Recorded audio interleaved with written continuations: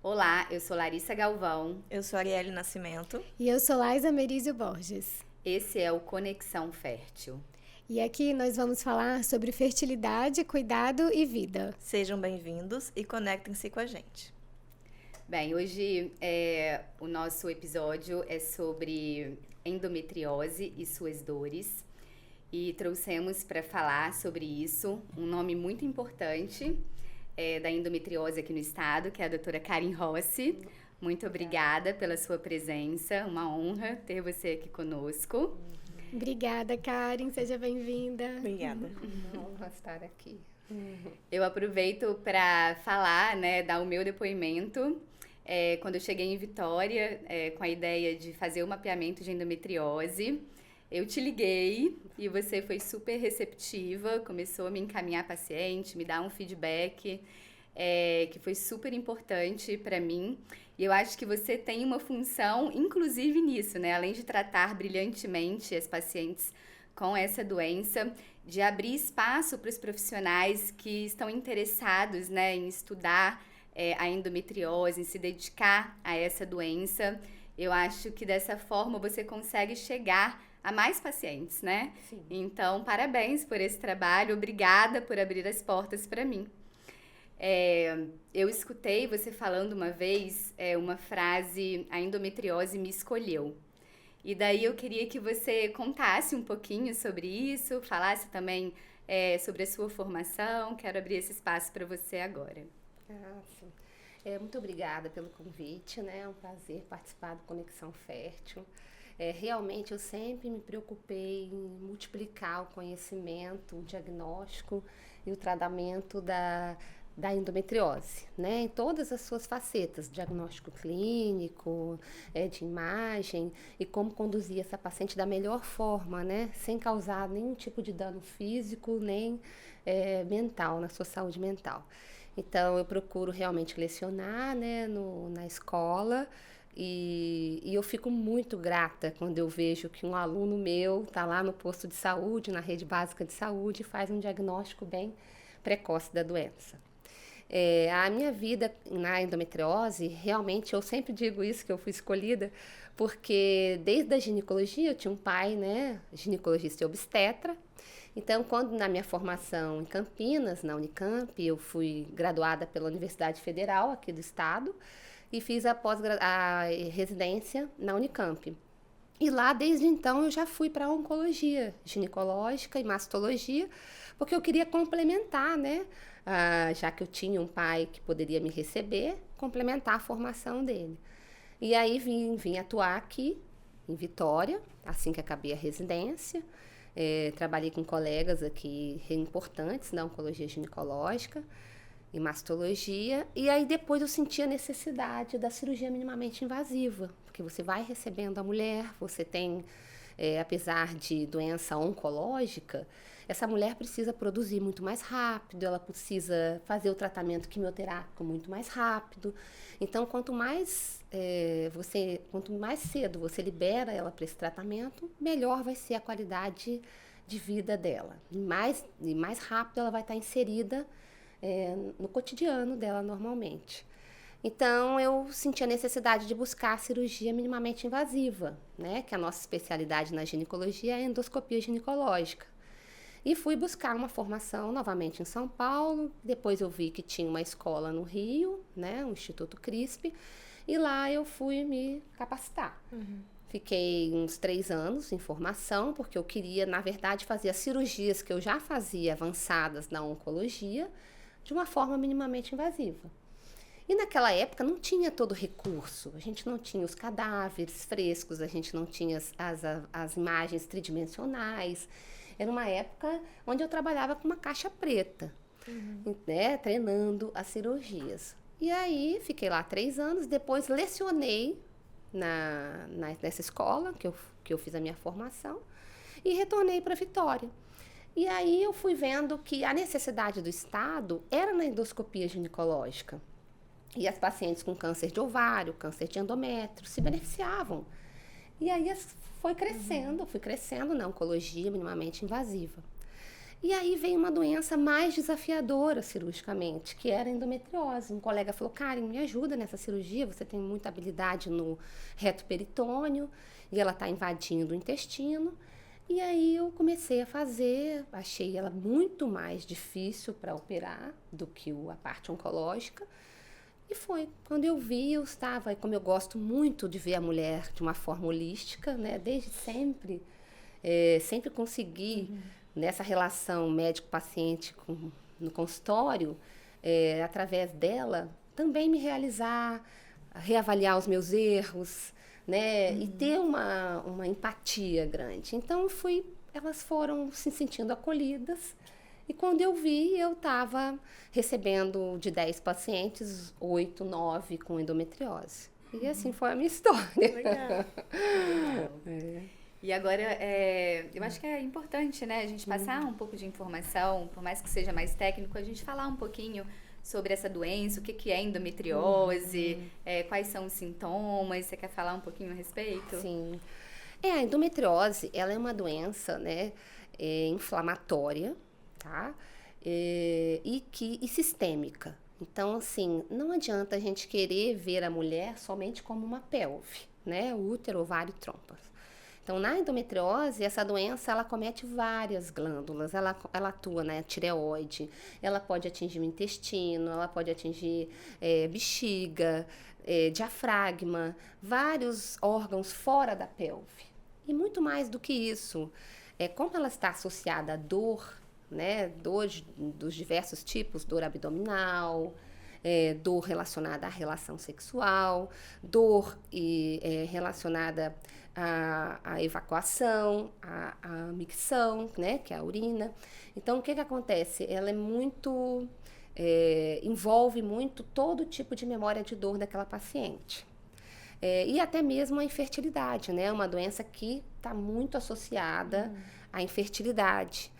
Então, o que acontece? Às vezes a mulher com uma simples movimentação intestinal, ela acaba desenvolvendo dores.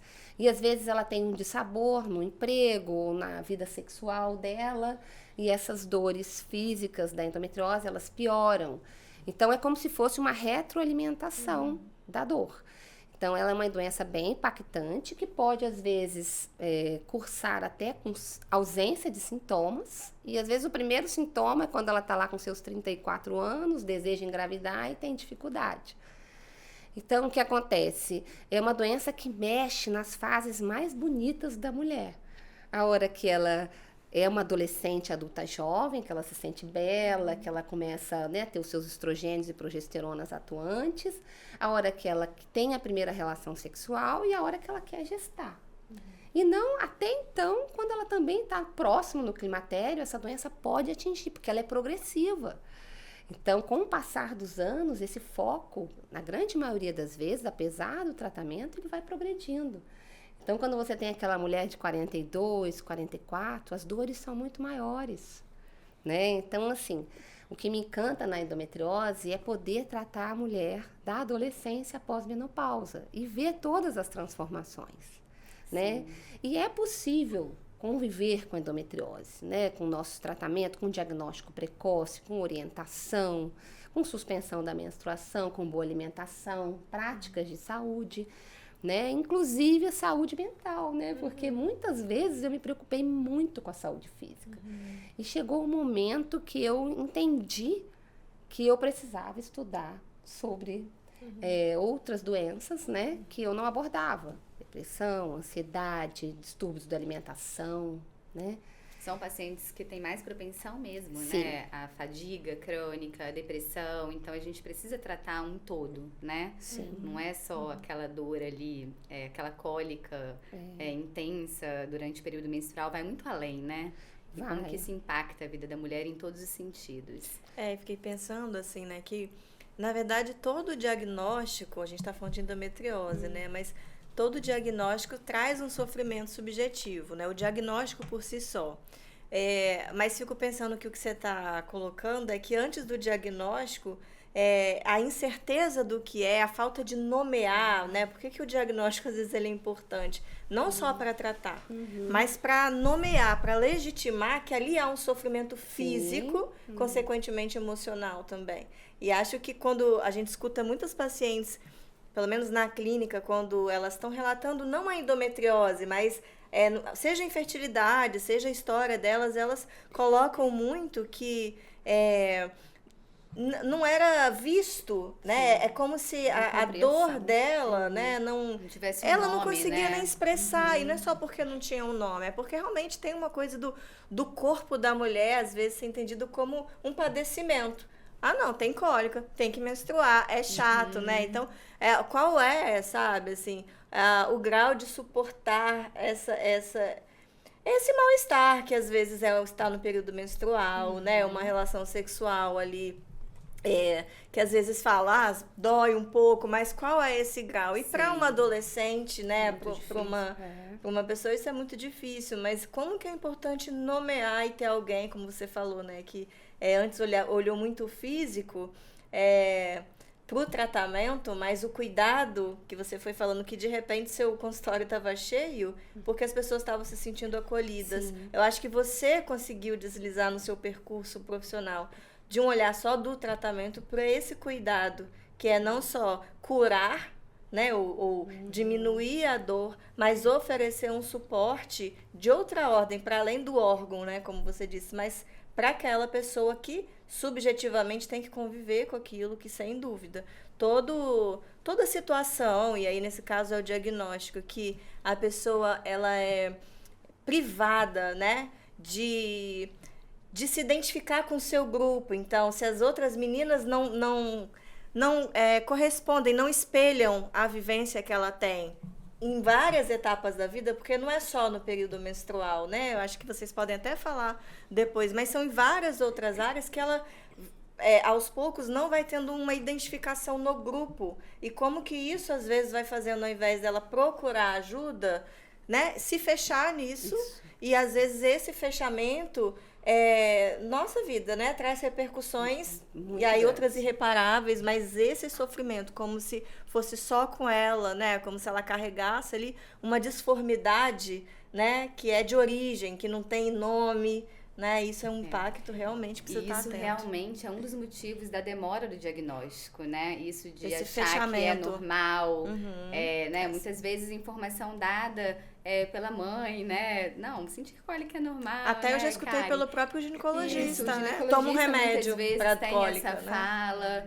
Então, isso é um dos motivos do atraso do diagnóstico, que hoje pode levar aí de 7 até 12 anos nas adolescentes, né? Então, é um longo período de sofrimento. Acho que eu devo incluir também a falta de triagem, né, de procura de foco de endometriose no exame de rotina. Eu sempre bato bastante nessa tecla.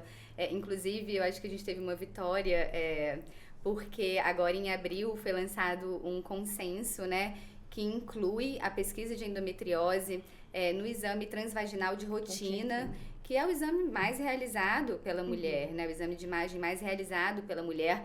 Eles colocam que com mais 5 minutos, né, no tempo de exame, você consegue fazer alguns passos, que são eles verificar o posicionamento do útero e dos ovários, testar o deslizamento, né, do útero sobre as demais estruturas, e também olhar a região retrocervical, que é a região atrás do colo do útero, que é a região mais comumente acometida. Então, esses passos que você faz em 5 minutos, né, a ideia é ampliar o diagnóstico e reduzir aí esse tempo que a gente leva hoje para chegar no diagnóstico da endometriose muitas vezes.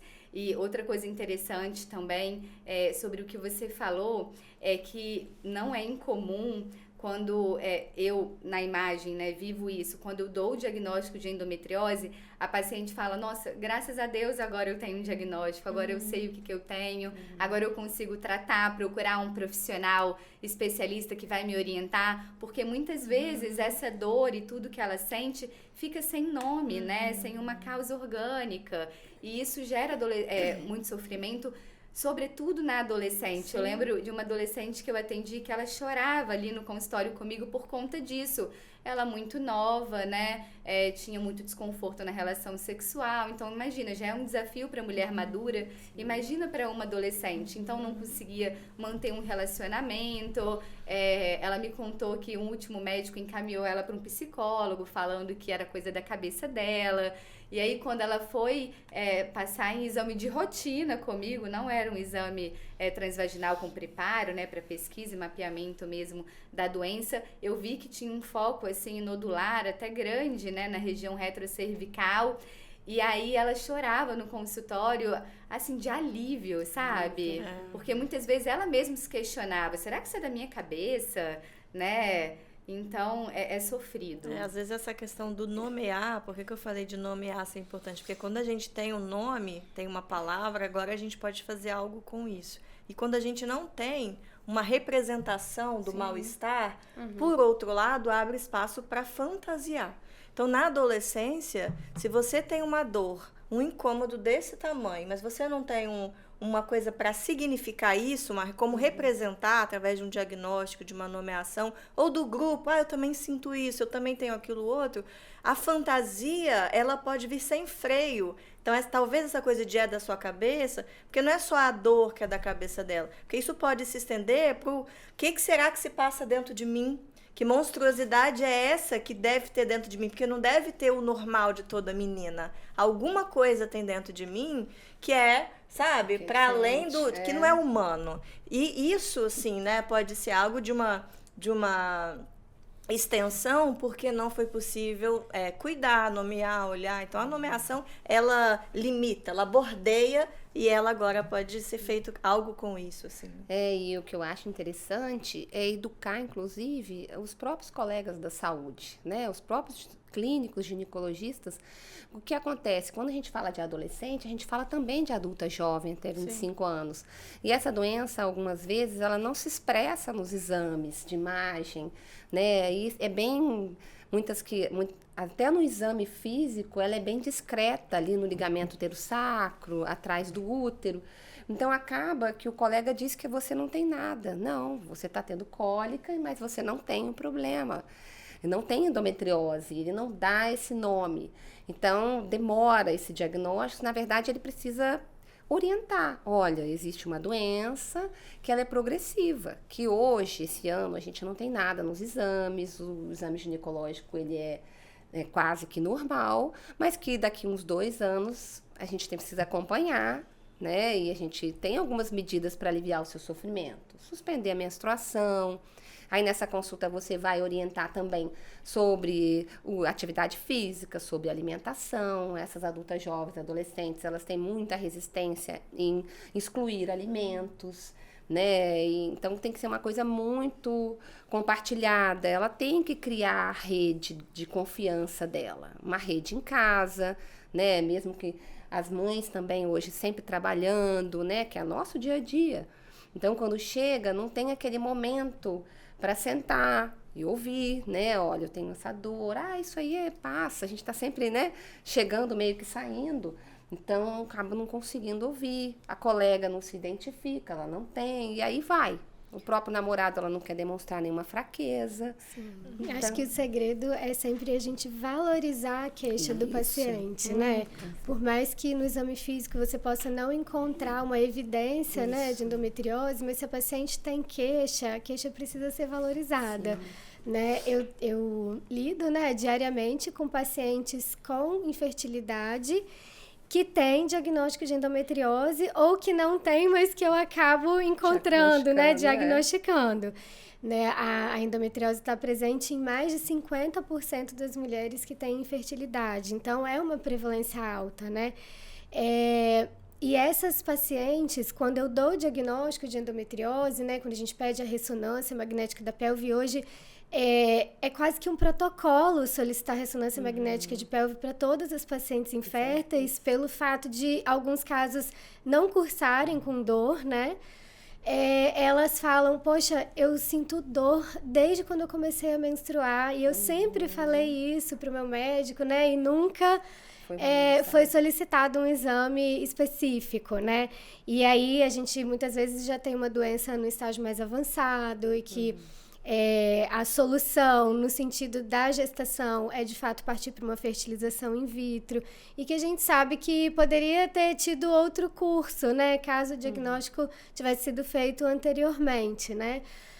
Outro diagnóstico que também é muito frequente na infertilidade é a adenomiose, né? A adenomiose é semelhante, né, à endometriose. A endometriose acontece por nós termos focos do endométrio fora da pelve, né? Os focos refluem pelas trompas, essa é a teoria mais aceita, né? E se implantam nos órgãos pélvicos, como você colocou, né, Karen? E ali começam a proliferar, se implantam, começam a proliferar e geram um processo inflamatório na pelve. Esses mediadores inflamatórios vão, então, dificultar a fecundação, diminuir a qualidade dos óvulos, podem causar alterações inflamatórias, anatômicas, né, nas trompas, principalmente, e todos esses fatores vão afetar, né, a fertilidade feminina. A adenomiose é a infiltração das células do endométrio no músculo do útero, então é mais focal ali no útero, no órgão, né, uterino, mas ela pode ser focal, pode ser difusa, pode ser superficial, pode ser profunda.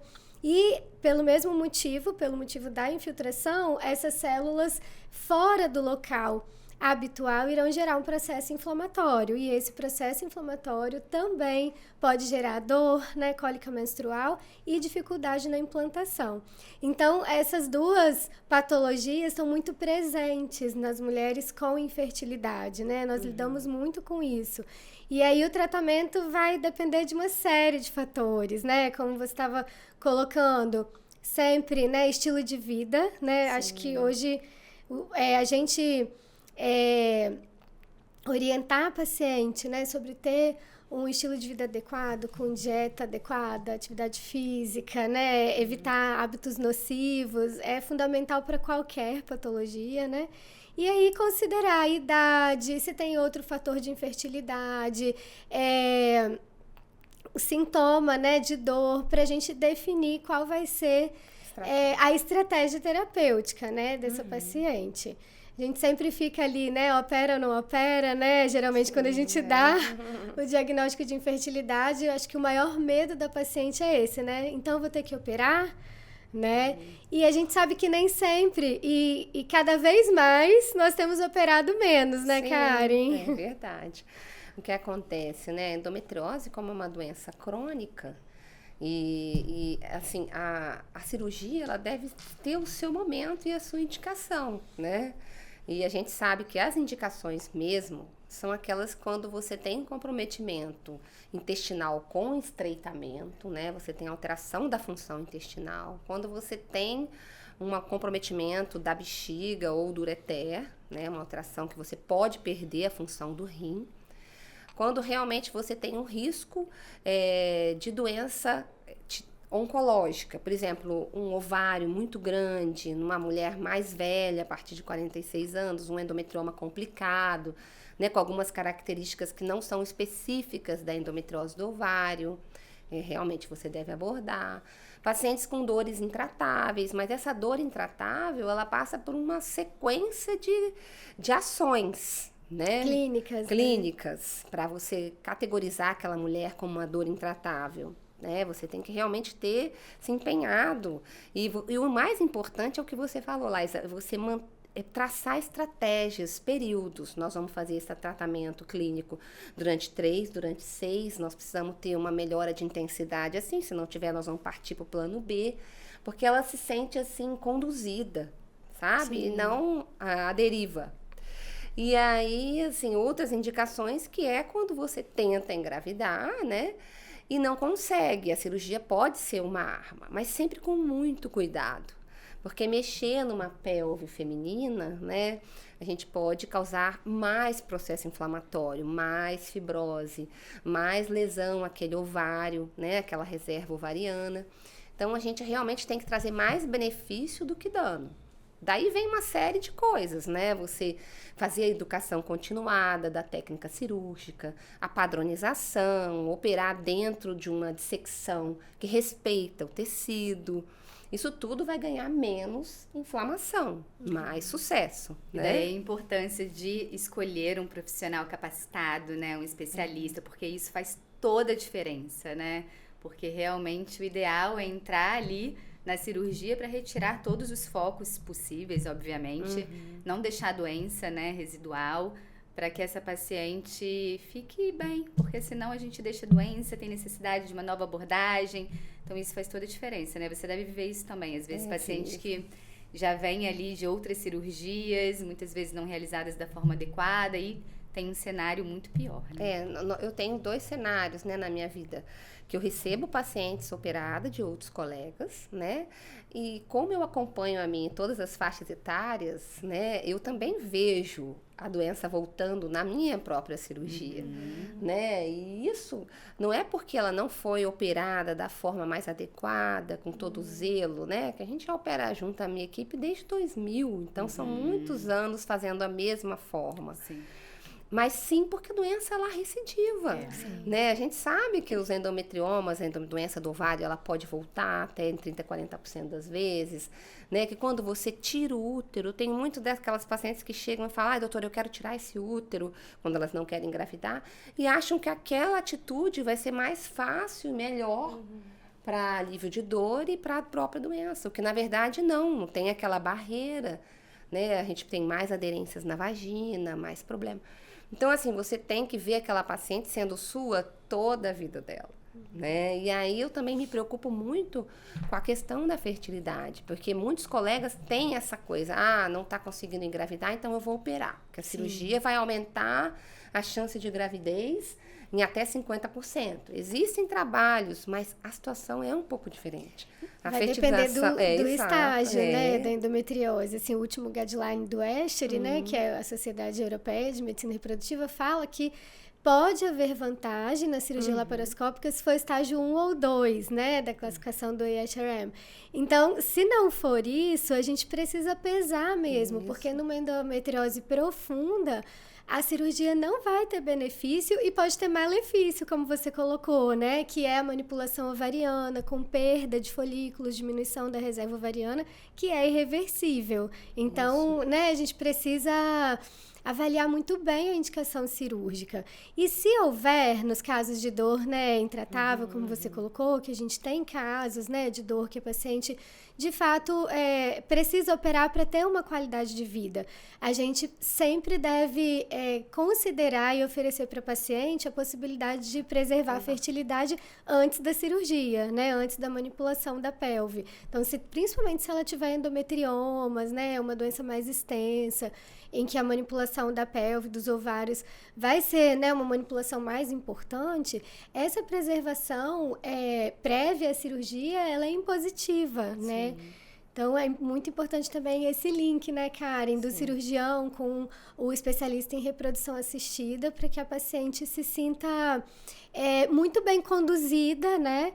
E para que essa preocupação com o futuro dela reprodutivo seja no momento oportuno, porque não adianta pensar nisso também depois que ela opera, né? Que ela já vai ter tido dano, né? Se esse link entre a gente, né? O profissional que trata, que está diante da paciente, fazendo o tratamento clínico e cirúrgico, as clínicas de infertilidade profissional, especialista, a imagem, né? Toda a saúde mental, isso é essencial, né? E a gente tem que escolher realmente junto esse momento. E sempre orientar essa menina, que a reserva ovariana dela, né? Geralmente as pacientes com endometriose, a gente sabe que elas têm uma queda dessa reserva maior do que quem não tem endometriose. E que ela precisa se programar, né? Eu vejo muitas meninas aí já adultas, né? Com 30, 32 anos, que ainda não têm parceiros ou parceiras e que ainda estão lutando pela sua vida profissional e que apresentam endometriose, né? Às vezes grau 2, aí, né? Um estágio 2, 3, pacientes com endometriose profunda e que a gente sabe que aquele processo que tem ali na pelve, principalmente no ovário, ele gera uma morte celular, né? O ferro que tem ali, porque todo mês aquele sangue, ele fica ali no ovário, né? Fica na pelve. Aí a paciente pergunta para mim, doutora Karen, mas eu já estou suspendendo a menstruação, eu uso anticoncepcional. Mas o próprio foco, ele produz, ele sangra. Independente se você usa anticoncepcional ou não, ele tem a capacidade de na pelve sangrar. E esse sangue, esse ferro, ele induz uma morte celular. E quando é no ovário, a gente perde células da granulosa, que são aquelas célulazinhas que vão ajudar na produção hormonal, na formação do óvulo. Então, a gente tem que ter essa explicação para paciente. Sim. O anticoncepcional, ele pode tratar sintomas, né? Tem pacientes que ficam super bem, mas não necessariamente ele segura ali a progressão da doença, né? Então, sobretudo nas adolescentes, não perder esse segmento, você pontuou isso, não deixar essa paciente, porque é uma doença que tende ali a estar em progressão, né? Para que ela não chegue depois, aos 30 e poucos anos, querendo engravidar, já com endometriose severa, uma pelve toda tomada. Então, a gente ter cuidado, sobretudo com essas pacientes mais jovens, com todas, né? Mas as pacientes adolescentes. Eu não falo de tudo que os guidelines não falam todo ano você deve fazer uma ressonância ou um ultrassom com preparo de intestino. Não existe isso, né? Mas assim, a gente tem que ouvir aquela paciente. Então, eu já tenho na minha fichinha, né? Sono, saúde mental, intestino, atividade sexual, os 7 pilares, né? Da mulher. Da qualidade de vida. Da qualidade de vida. Então, eu já vou perguntando. Já sei que ela está lá com as medicações e avaliando como elas vêm agindo. E aí sim, eu vou, depois do exame físico, eu vou avaliar essa necessidade, né? Falo, olha, o seu exame está praticamente semelhante, você está sem dor, né? Então, a gente pode aguardar um tempinho a mais, né? Então, assim, eu acho que você vai... Está sendo eficaz, né, esse tratamento. Você vai negociando, até mesmo porque a gente tem um sistema de gestão, né? Nesse país, a gente tem... E o nosso sistema SUS, por exemplo, dividir em terciário, secundário e primário, é importante. No primário, a gente tem que ter o diagnóstico que qualquer clínico, qualquer agente de saúde pode ouvir, né? A menina com cólica, com dores abdominais, com dificuldade de engravidar, com alterações de hábito intestinal e urinário, e encaminhar ela para um ginecologista geral. Esse, por sua vez, pode fazer o exame ginecológico, pode encaminhar, né, agora com esse novo guideline, a gente pode fazer um ultrassom simples, que é o exame de fácil execução, é um exame barato, né, um exame de fácil acesso, que você vai ter ali, talvez, a identificação de focos. E depois, sim, você vai encaminhar para a saúde secundária, onde a gente vai ter um especialista que se capacitou para fazer esse mapeamento completo, né? Ver se a paciente tem endometriose no apêndice, se ela tem endometriose em outros locais de maiores desafios para o exame. E você também vai ter os especialistas, né? Você vai ter nutrição, saúde mental.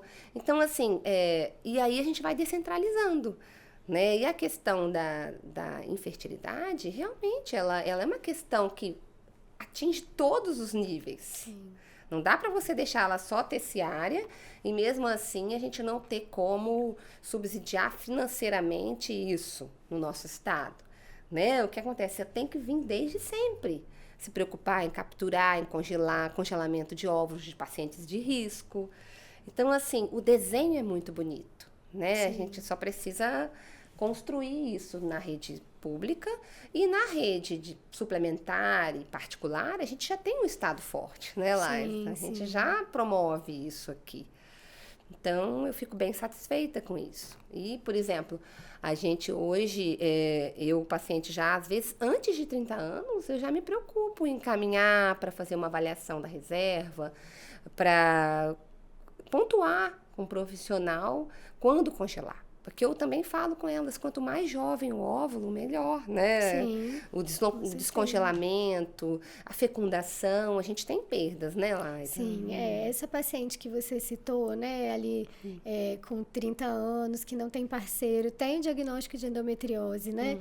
E não tem uma perspectiva, né, assim, de ter filhos em curto prazo, mas que tem desejo de maternidade, ou que talvez nem saiba ainda, mas que pode ter no futuro, né? É a paciente candidata a congelamento de óvulos, né? Porque além de ser mais eficaz congelar óvulos jovens, né, em torno dos 30 anos, por conta da qualidade dos óvulos, e muitas vezes, né, a tendência é que a reserva esteja melhor nessas mulheres do que quando ela tiver mais tarde, né? O fato dela postergar o congelamento, né? Porque às vezes a paciente, ela sabe que ela tem que congelar, mas ela fica perguntando assim pra gente, doutora, mas eu tenho que congelar agora? Eu posso congelar ano que vem, né? E na verdade a gente não tem essa resposta, porque não existe ainda uma determinação da velocidade de queda da reserva ovariana, né? Nós não sabemos se a reserva dela vai diminuir pela metade em 6 meses ou em 1 ano, né? O que nós sabemos é que vai diminuir, né? E que a endometriose afeta a qualidade desses óvulos e a reserva ovariana. Então, quanto antes ela congelar, melhor. Se ela deixa para congelar depois, provavelmente ela vai precisar de um número maior de óvulos para ter a mesma taxa de sucesso que ela teria se ela congelasse agora. Com isso, ela vai ter um custo maior no tratamento, porque às vezes ela vai precisar fazer mais de um estímulo ovariano para obter esse número de óvulos, né? Vai se expor mais ao hormônio. A endometriose é uma doença hormônio dependente, né? Então, isso é prejudicial. Hoje a gente evita, né, a exposição hormonal. Então, esse hábito, né, de procrastinar, de postergar, né, e principalmente no congelamento de óvulos para paciente com endometriose, traz muito prejuízo, né? A gente sabe que tem envolvimento de custo, né, que, como você colocou, né, a rede pública é bem desenhado, mas na prática a gente não tem, né, uma política eficaz na área da reprodução assistida no nosso estado. Então, não tem congelamento de óvulos pelo SUS, né, não tem fertilização in vitro pelo SUS. Então, tem essa barreira financeira, mas é fundamental que a paciente saiba, né? Ela precisa receber essa orientação.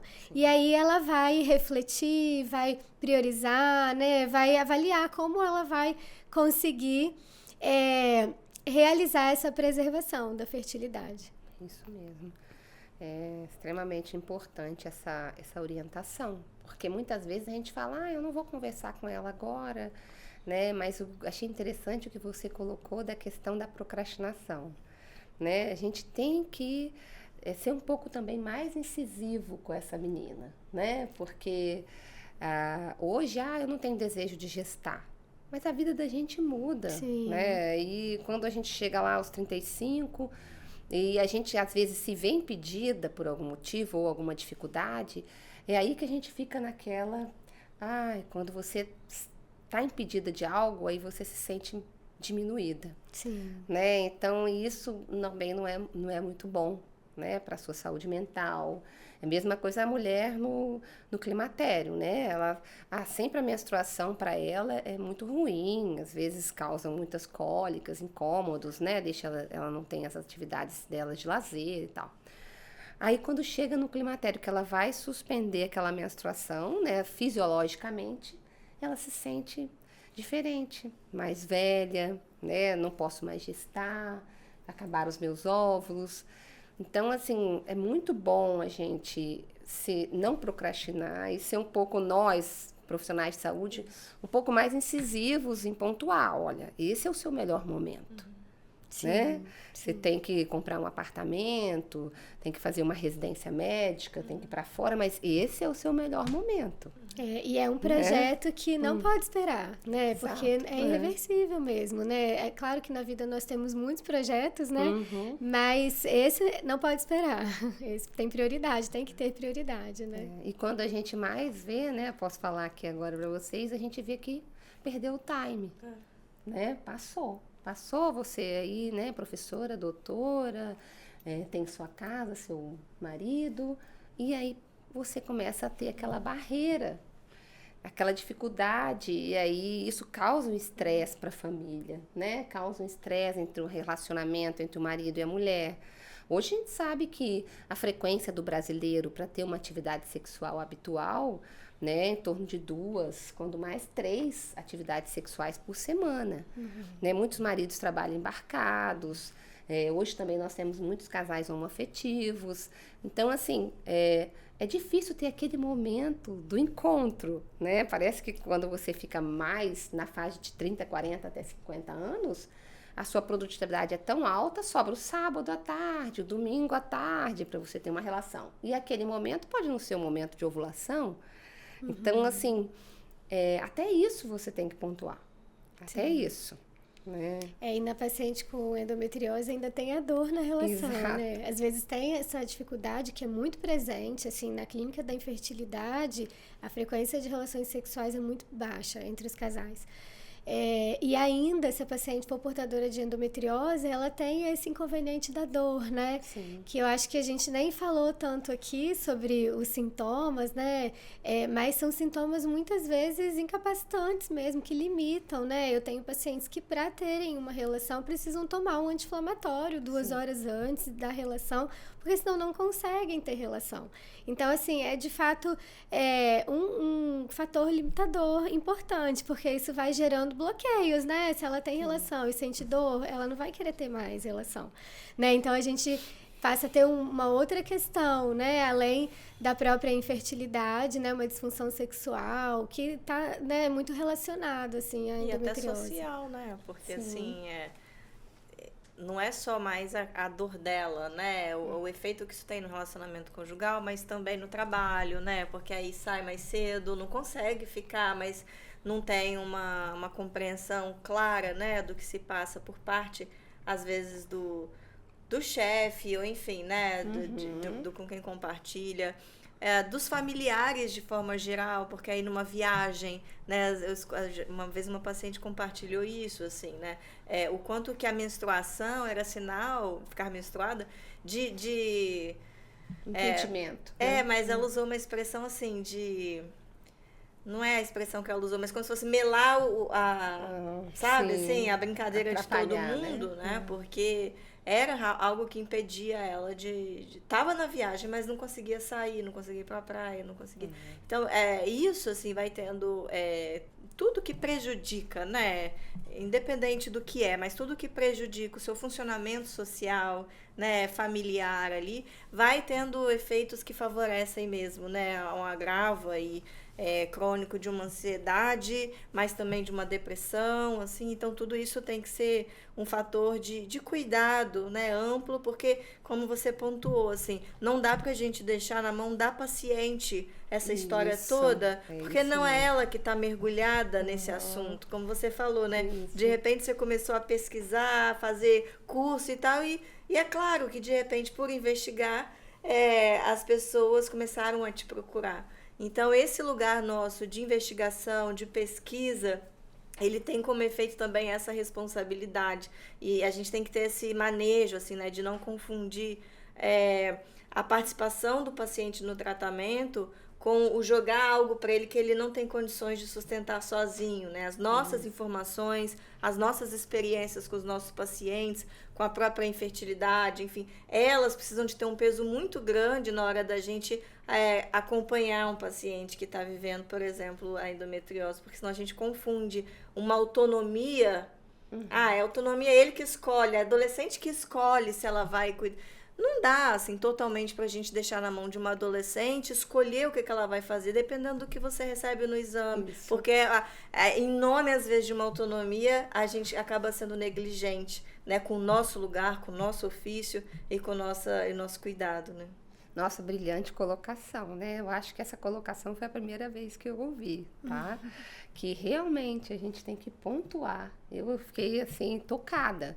Porque aquela mãe que leva aquela adolescente e que não quer permitir que suspenda a menstruação dela, porque acha que ela vai estar usando um anticoncepcional, ela pode estar se estimulando precocemente sexualmente, né? Aquela pessoa que também não pontua, né, ao chegar a 29, 30 anos com endometriose, e fala sobre os óvulos, né, que não chama o parceiro ou a parceira para conversar junto, para dizer que aquela paciente sofre com a dor na relação sexual, que isso não é mentira, né? Então, assim, realmente a gente tem que ter um papel junto com ela, né? E, ao mesmo tempo, dizer que ela tem que tomar algumas decisões, mas acolher.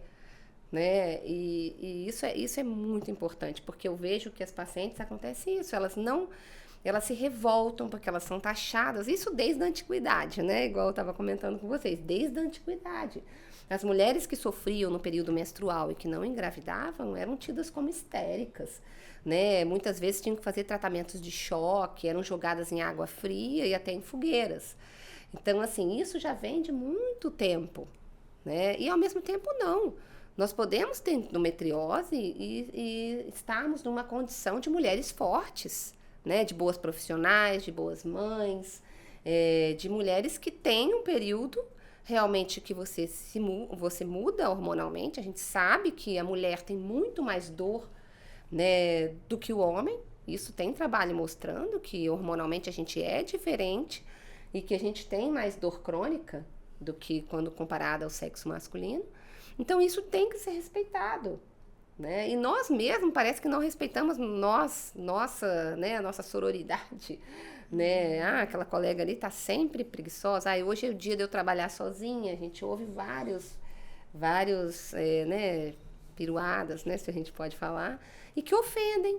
Sim. E que ofendem. Então, quando uma gama de pessoas começa a falar sobre a endometriose, aí o papel da mídia não especializada, né, o papel da conexão fértil, sim, e de toda a multiplicação do conhecimento, aí você vai sendo mais empático. Sim. E você falou uma coisa interessante, né? Que não é porque a mulher tem endometriose que ela vai ser uma mulher fraca, né? Exato. Ela pode hoje, graças aos recursos da medicina, tratar, né, a sua dor. Ela pode ser uma mulher forte, trabalhar, né? Ser protagonista da sua vida. Isso. E pode, inclusive, engravidar, né? A endometriose é uma das principais indicações para fertilização in vitro. Quer seja por questões anatômicas, né, das trompas uterinas, quer seja pelo mecanismo mesmo, né, como nós falamos dos mediadores inflamatórios, da diminuição da reserva ovariana, né, da qualidade ocitária. E nós sabemos que a endometriose, ela não vai impactar o resultado da fertilização in vitro, né? É possível, sim, que a mulher consiga engravidar através desse tratamento. Então, essa é outra condição, né? Quando a paciente recebe o diagnóstico, muitas vezes ela relaciona isso à impossibilidade de ter um bebê. E não é verdade, né? A fertilização in vitro é o recurso da medicina reprodutiva que foi criado, né, justamente para essas pacientes que têm o diagnóstico de endometriose, porque através da fertilização in vitro nós vamos driblar essas dificuldades, né? Então, é possível captar o óvulo lá do interior do ovário, onde ele não vai ter contato com o ambiente pélvico que está contaminado por mediadores inflamatórios, né? A fertilização in vitro vai se dar fora da pelve inflamada, o embrião, né, vai passar ali pelo desenvolvimento na incubadora, não vai passar nas trompas. O endométrio nós podemos preparar, né, usar um bloqueio hormonal, caso ela tenha adenomiose, para que ela receba esse embrião e não tenha uma dificuldade na implantação. Então, assim, é um tratamento em que nós vamos atuar nas mais diversas etapas, né, contornando as dificuldades. Daí, a taxa de sucesso preservada também nas mulheres com endometriose. E sempre lembrar, eu sei que a gente não toca nesse assunto, né? Mas cada um tem o seu dom, né? E Deus capacita a gente, eu acredito, né, que existe um Deus criador. Ele capacita a gente para ajudar nesse processo, né? E a gente traz muita alegria, né? Quando a paciente consegue o bebê dela, o bebê no colo, assim, os casais, eles entram radiantes, eles fazem questão no meu consultório de trazer o bebê, que já faz, né, quase derruba o consultório dele, mas vão trazendo todos os anos aquela alegria, você vê, né, o quanto atingir aquele objetivo e você vê que vale muito a pena. E a gente tem que buscar o que te traz mais chances de gravidez, né? Sim, com certeza. É legal você falar isso, porque eu vejo isso em você. Eu vejo que a medicina é uma paixão para você, né? Você... Não é à toa que você buscou, se especializou, né? Vai lá para o CRISP, vai para a UFES. É porque tem uma uma missão, né, dentro de você, que é ajudar as pessoas. E isso é muito lindo, assim, de se ver, né? Assim como nós também entendemos, assim, né, as nossas profissões. E acho que isso é muito maior, né, do que qualquer outra coisa das nossas vidas. Muito importante. E assim né? você vai ajudando mulheres, né? Ajudando famílias. Parabéns pelo seu trabalho. E a gente ganha, né, com esse resultado demais. Sim. E quando a gente é muito honesto com o doente, é melhor ainda, né? Sim. Igual assim, a endometriose ela é um desafio, porque eu tive que estudar dor crônica, eu tive que saber um pouquinho sobre como, né, conduzir a paciente até você, até a especialista em fertilidade. Tive que agora estudar também um pouco sobre a saúde intestinal, sobre as suplementações, para entender, né, das nossas colegas nutricionistas, nutrólogas, inserir esse profissional dentro do nosso trabalho, né, com respeito. E assim, cada vez mais desafios, estudar saúde mental. Hoje eu estou lá na integrativa na UFES, com um professor que é um psiquiatra, e estou adorando, porque a discussão dos casos vem aquela paciente como de uma visão holística. Porque amplia a visão, né? E Exato. você quer ter a sua visão ampliada para você cuidar melhor, A né? mulher como um todo, né? E aí você fica grato quando você vê que você buscou a sua vida várias vezes, deixou de estar com a sua família, e você vê o resultado, nossa, não tem preço. Recompensador. É recompensador. E a gente acaba entregando, né? Quando a gente acorda todos os dias, entregando essa missão. Sim. Né? Isso te dá força. Sim. E você entrega muito. Muito obrigada. Obrigada a você. Obrigada pela sua contribuição aqui no nosso podcast, né? Muitas informações bacanas. Obrigada pela sua presença e por tudo que você faz aqui no estado, né? Quando a gente fala de endometriose. E aqui a gente encerra, né? Curtam, compartilhem para que a gente possa produzir cada vez mais. Certo. Tchau, até a lá. Até próxima. mais. Tchau, tchau.